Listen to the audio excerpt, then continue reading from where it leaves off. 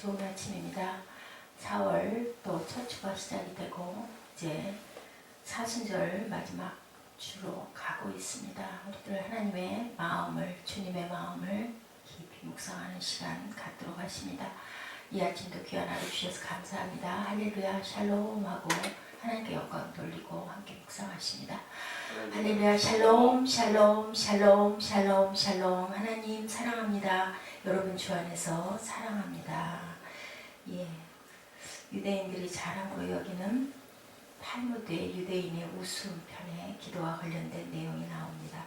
바다에 포류당한 두 유대인이요 구명보트의 몸을 의지하고 있었어요. 이제 풍랑은 심하고 이제 바다는 그 배는 다 깨지고 구명보트를 탔으니 얼마나 두렵겠습니까? 말이 그렇지. 아마 그걸 당해본 사람이면 정말 뭐 아무것도 안 보일 것 같아요. 그 구명보트 뒤집어져 버리면 그만인데 망망한 바다밖에 없어요. 한 유대인이 간절한 마음으로 기도했다고 합니다.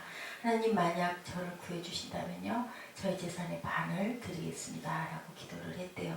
근데 아무 희망도 보이지 않아요. 똑같아요. 뭔가 누군가 나를 구하러 오는 사람도 없고 뭐 보여주는 것도 없고 그리고 파도는 여전히 무섭게 흉흉하게 입니다. 다시 또 기도합니다. 하나님 살려주십시오. 진짜 살려만 주시면 제 재산의 3분의 1을 드리겠습니다. 또 그렇게 기도했다고 합니다. 다시 아침이 됐어요. 죽지 않았네요. 그때까지. 그것도 사실은 하나님의 은혜일 텐데 아무도 도와주러 오는 사람이 없고 아무것도 보이는 게 없어요. 또다시 기도를 했다고 그래요. 하나님 제발 저희 간절한 기도를 받아주십시오. 제 목숨을 구해주신다면요 저의 재산에 하고 있는데 옆에 있던 다른 유대인이 툭툭 치면서 그거 기도 그만해. 저기 하나님과 거래 이제 그만해도 돼. 저기 뭔가가 보인다. 섬이 보인다 라고 얘기를 했대요.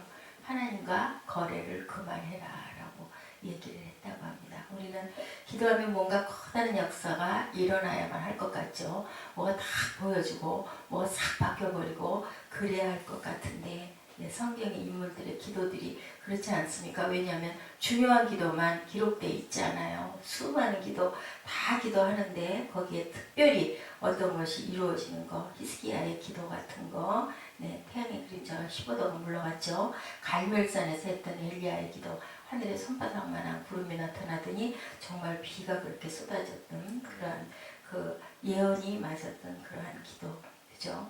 또한 믿음의 인물들의 기도도 보면 큰 역사를 동반하는데 오늘 아굴은 무슨 기도를 하고 있나? 소박한 기도를 하고 있어요. 우리 일상의 기도는 과연 어떤지 저는 참 이 짧은 말씀에서 굉장히 그 은혜를 받았습니다. 야게의 아들이라고 기록되어 있는데요. 야게가 누구인지 그의 아들 아굴이 누구인지가 확실하게 드러나 있지는 않다고 합니다. 신학자들이 추측해야 하는 말로는 열왕기상 4장 30절, 31절에 솔로몬의 주위에 적지 않은 지혜자들이 있었는데 그들 중에 하나가 아닐까라고 짐작을 한다고 나와 있습니다. 그리고 잠언 30장은 솔로몬이 쓴 잠언이 아니라는 것은 확실하다고 그러죠. 아굴의 기도를 봅니다. 7절에서 9절에 내가 두 가지 일을 주께 간구하였사오니 나의 죽기 전에 주시옵소서. 내가 죽기 전에 달라 하는 이 두 가지의 간구는 과연 무엇이었나요? 8절에 허탄한 거짓말을 내게서 멀리하옵시고 거짓말하지 말자는 거죠. 허탄하다라는 것은 허황된 얘기들이니까 결국은 거짓말을 하지 않게 해주시옵고 그리고 나를 가난하게도 부하게도 마옵시고 오직 일용할 양식이죠. 필요한 양식으로 내게 먹이시옵소서. 예수님이 하셨던 기도와 똑같은데 900년 정도의 격차가 있다고 합니다. 아굴은 그 전에 있었던 사람인데 이렇게 기도했다 하나요. 홍래가 배가 불러서 하나님을 모른다. 우리가 너무 부유하면 그죠? 기도하는 것도 멀어지고 너무 좋다 보면은 천국이 이런 거 별로 생각 안 하고 천국 가기 싫다고들 얘기를 할 수가 있어요. 그러다 보니 내가 너무 부했다가는 하나님을 잊어버릴까 또 내가 너무 가난하면 또 거짓말하게 되고 남의 걸 도적질해서 하나님을 욕되게 할까 두렵다라고 얘기해요. 허탄한 거짓말 내게 멀리 해달라. 필요한 양식으로 그렇게 해달라. 아굴은 가벼운 마음으로 이런 기도를 드리지는 않은 것 같아요. 왜냐하면 기도 맨 앞절에 뭐라 그래요? 나를 이게 내 평생에 이루는 그런 기도 꼭 이루게 해달라라고 이렇게 기도를 하는 걸 보면은 정말 크게 놓고 죽기 전에 이루어달라고 이렇게 기도하죠. 기도라고 한다면 마르틴 루터는 그랬다죠. 세계는 나의 교부다. 또 어때요? 훌륭한 그 교장님들 보면 서울 전체를, 부산 전체를, 대구 전체를, 경기도 전체를 어떻게 해요? 성시가 되도록 하옵소서 이런 큰 기도를 해야 될 건데 성경에는 그렇게 되어 있지가 않네요. 이렇게 작은 것을 언제 이루달라고 내 살아생전에 이루게 해달라. 정직을 위한 아굴의 기도를 한번 봅니다. 예수님을 믿는 우리들이 반드시 해야 될 기도인데 그건 뭐 그냥 기본으로 당연한 거. 거짓말하지 않아야 되는데 근데 우리는 어때요? 일상에서도 시시때때로 거짓말, 핑계를 댈 때가 너무나 많죠. 구계명인데 이웃에 대하여 거짓 증거하지 말라인데 거짓말하지 말라인데 정작 어때요? 사람들 조사해보면 절대로 거짓말하면 안 된다 하는데 그럼 당신은 어떻습니까? 라고 앙케이트 조사를 해보면 솔직한 얘기인 거죠. 거짓말을 안 할 수는 없다인 거예요. 적지 않은 거짓말을 한다. 정직하면 10중 8구 세상에 살면서 손해를 볼 수 있다 보니까 없어도 있다고 해야 되고 그죠? 안 했어도 안 했다고 해야 되고 그럴 수밖에 없다는 거죠. 정직한 일을 향하면 뉴스거리가 된다는 거죠. 예수를 믿는 우리들은 정직한 삶을 살아야 할 줄 압니다. 시편 15편 1, 2절에 야훼여 주의 장막에 머무를 자 누구오며 주의 성산에 사는 자가 누구오이까 정직하게 행하며 공의를 실천하며 그의 마음에 진실을 말하며 하나님의 사람들은 정직해야 한다. 마음이 진실을 말해야 한다. 그럼 왜 거짓말을 하면 안 될까? 요한복음 8장 44절입니다. 너희는 너희 아비 마귀에게서 났으니 우리가 그죠? 원죄가 있기 때문에 너희 아비의 욕심을 너희도 행하고자 하느니라. 저는 처음부터 살인한 자요. 그죠? 진리가 그 속에 없으므로 진리에 서지 못하고 거짓말을 말할 때마다 제 것으로 말하나니 이는 저가 거짓말자며 거짓의 아비가 되었습니다. 이렇게 나와 있습니다. 요한계시록 12장 9절에도 말씀하십니다. 큰 용이 내어 쫓기니 얘 빼는 건 마귀라고도 하고 사단이라고도 하는 온 천하를 꿰는 자라. 땅으로 내어 쫓기니 그의 사자들도 저와 함께 내어 쫓기니라. 어디로 내어 쫓겼어요? 땅으로 내어 쫓겼기 때문에 땅은 거짓말의 천국이 되어 있다라는 거죠. 창세기 3장에 아담과 하와가 범죄하는 장면, 하와의 무지의 마귀는 또한 거짓말을 하죠. 결국 죽음이란 형벌을 당해하는 죄를 짓습니다. 도산 안창호 선생님은 선한 목적의 거짓말이라도 습관이 되니까 하지 말아라 하면 안 된다라고.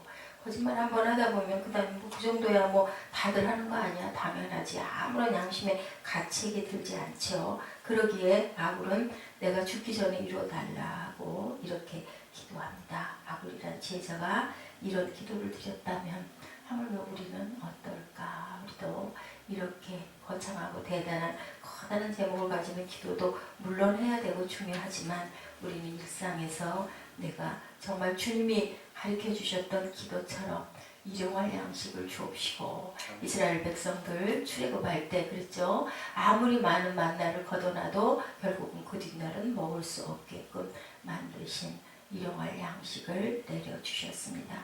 두 번째 기도 나를 가난하게도 마옵시고 부하게도 마옵시고 오직 필요한 양식으로 나를 먹이시옵소서이죠. 아굴의 기도를 드리면 생각나는 기도 주님의 기도입니다. 일용할 양식을 위한 기도. 일용할 양식은 어느 정도일까요? 필요한 양식이죠. 우리 하루에 먹는 거 한번 이렇게 생각해 보세요. 저는 제가 보면 참 얼마 안 되는 볼품없는 양식인 것 같아요. 아무리 배가 부르게 우리 뷔페 식당에 가가지고 배부르게 먹는다고 먹어봐야 한계가 있죠. 얼마나 그 많이 먹고 나면 몸이 둔하고 불편하고 그냥 아주 안 좋습니다. 머리가 띵하고 그런 것처럼 너무 많이 먹으면 오히려 독이 되고 또 못 먹으면 어때요? 어떤 음식에 질려가지고 아유 절대 밥 생각 없어 안 먹을 거야. 근데 한 끼 정도만 넘어가고 나면 또 허기 가지고 배가 고픕니다. 꼭 필요하기는 한데 많이 먹어서 좋을 일이 없는, 그렇게 많이 먹는다고 아무 유익이 없는 그런 양식. 예, 내가 배불러서 하나님을 모른다. 이거는 꼭 우리가 배가 부른 그것보다는 뭔가 필요가 이제는 별로 불편한 게 없는 상황. 또 영적으로도 마찬가지예요. 우리가 교만해져서는 안 되기 때문에 우리가 그때그때 하나님께 구해야 되겠죠. 또 너무 배가 고프면 내가 누구를 사기를 칠 수도 있고 도둑질을 할 수도 있고 그리고 욕심을 낼 수도 있고 탐욕을 부리는 것도 죄니까 이렇게 해서 하나님 이름을 욕되면 어찌하오리까라고 이렇게 기도하고 있습니다. 성경은 어때요? 부자를 절대 정죄하지 않았어요. 그죠? 부정하다고도 하지 않았습니다. 아브라함이 굉장한 부자였었죠? 그랬던 것처럼 가축의 떼가 조카 롯의 가축의 떼와 너무 많아 서로 나눠야 되겠다라고 말을 할 만큼 부자였고 이삭도 또한 부자였었죠. 야곱은 어땠어요? 맨몸으로 가가지고 돌아올 때는 어때요? 자기의 모든 그 재산과 또한 그 양떼들을 세 떼로 나눌 정도로 부자로 돌아옵니다. 욥은 어떻습니까? 동방에 이름난 부자였었어요.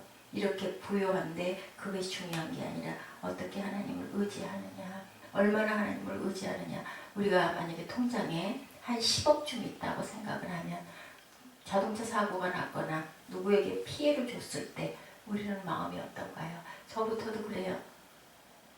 가진 게 없으면 어때요? 아유 조심히 열심히 살아야지.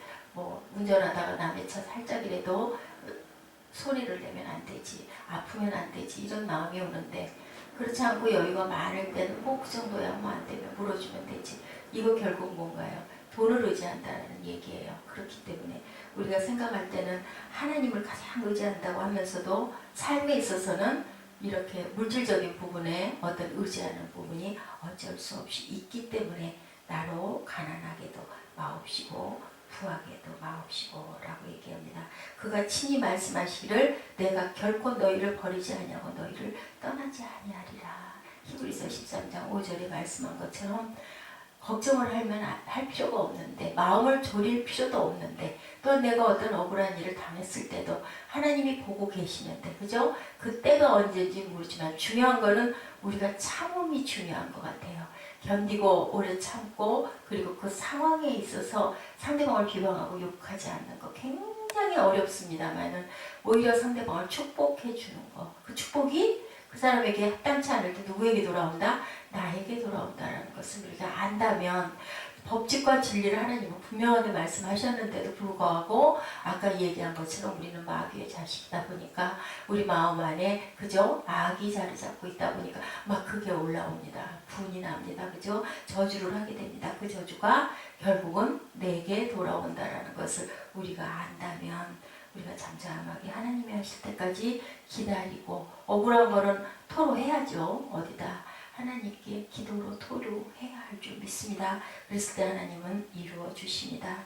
정직한 삶 속에 하나님을 의지하는 삶 속에 하나님의 모습이 드러나고 하나님이 기뻐하시는 또는 우리의 모습이 된다는 거 너무 잘하는 말씀인데 우리가 실천하기가 너무 어려운 그런 진리입니다. 내가 두 가지를 주께 구하였사오니 내가 죽기 전에 내게 거절하지 마옵소서라고 얘기한 것처럼 헛된 것과 거짓말을 내게서 멀리하옵시고 나를 가난하게도 마옵시고 부하게도 마옵시고 오직 필요한 양식으로 나를 먹이시옵소서.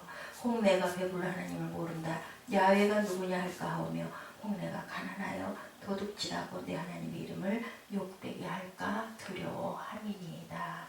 이렇게 고백하시는 이 아침 되시기를 주님의 이름으로 축복합니다.